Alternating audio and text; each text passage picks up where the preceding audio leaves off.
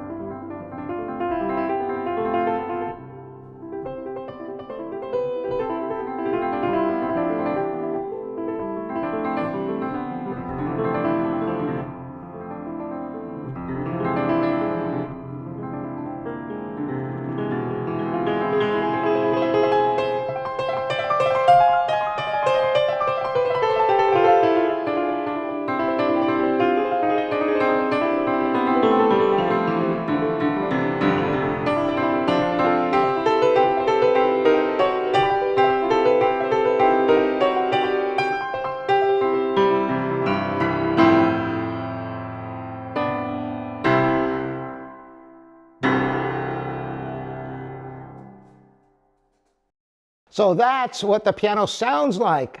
But we have a little bonus for you with the piano playing all by itself at the push of a button.